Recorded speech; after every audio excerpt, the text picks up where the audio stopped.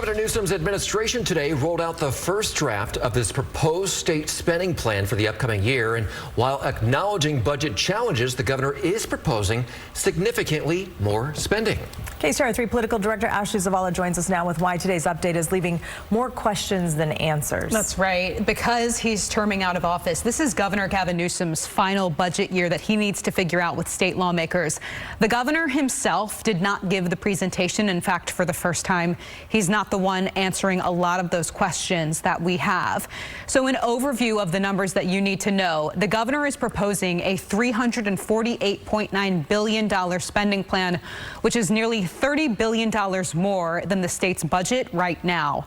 Newsom's Department of Finance says California is facing a budget deficit of $2.9 billion, which is much smaller than what California's legislative analysts said it would be. The LAO has said that figure is $18 billion. Now, the reason why the numbers are so different here is because the LAO is bracing for a possible economic downturn and the possibility that the stock market slows. Newsom's number does not forecast those risks, expecting the state to bring in more money with the help of AI and tech, which are booming right now. But the governor's plan does not address major budget problems that are projected after he leaves office. The legislative analyst has said budget shortfalls of about $35 billion a year could begin in the financial year that starts in July of 2027. So based on what Newsom's administration presented today, the governor does not have a plan to tackle that issue laid out, likely leaving it up to California's next governor to figure out.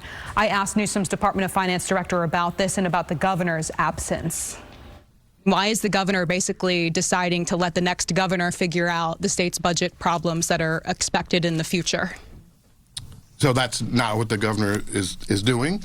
And again, I think that first I would say it goes to the overall strategy here that I mentioned at the beginning and a couple times is, and we took this approach last year, and it really is driven by a couple factors, but mainly we know that we've seen in recent years that there have been significant changes in our forecast between governor's budget and May revise, and the May revise and the governor feel strongly that's going to be his final budget proposal, and our plan does not include new significant investments. And as I mentioned earlier, a lot of the biggest factors in increased spending are from constitutional requirements, Prop 98, Prop 2, and also we are seeing increases in some of our entitlement programs, caseload increases, but we're not proposing, the governor is not proposing new significant spending. And we will continue to monitor where things are. And again, the plan is at May revise to ensure that we're not only balancing in the budget year, but looking beyond that. And that is what the governor plans to do. So why is the governor, though, not here to explain this? This is the first year in his 8-year. This is the first budget where, short of an emergency, he's not taking questions from us. Why are we hearing? Why did he have you? Do you have any sense of why? Well, the governor previewed the budget yesterday and in his State of State speech, and this is the beginning. The governor's budget is the beginning of the process, and again, the May revise will really be the framework for what the ultimate 26-27 budget entails, and he will be here to answer questions at that time. Director Stephan Shaw there, he mentioned Prop 98 and Prop 2. Those are minimum funding guarantees related to public schools that are required under state law. So if California is bringing in more money, the state is required to put more money toward those things. Now, other repeated questions for the director today was around healthcare dollars and how the state is preparing for federal cuts. The budget presentation didn't include concrete ways to address the impacts that are expected to be significant. Some are bracing for the H.R. 1 healthcare cuts to total about $100 billion over the next 5 years. Stephan Shaw basically said repeatedly that they're monitoring the situation and that in May they'll have a clearer picture on that.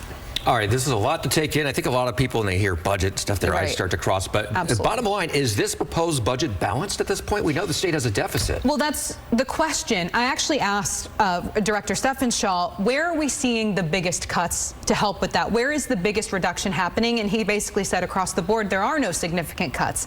When people asked about raising taxes or, again, cuts, he said this is something that we might see more of in May. And just he keeps saying May because that's when the governor provides the updated spending plan. And as he mentioned, the governor will apparently be there and will answer the questions. But the whole purpose of talking about this now is because state lawmakers launch a whole set of hearings to discuss all of this. So in the months leading up to May, apparently, I mean, we're going to have to wait for some concrete ideas, and we're not going to hear anything until potentially the last minute on some of this. And so how are Republicans responding? So State Senate Budget Vice Chairman Roger Niello, he's a Republican from Roseville, he noted the state is in a strange situation where California is bringing in more money, and that's great, he says. But the state is still facing these big shortfalls that are structural, and he said that's alarming.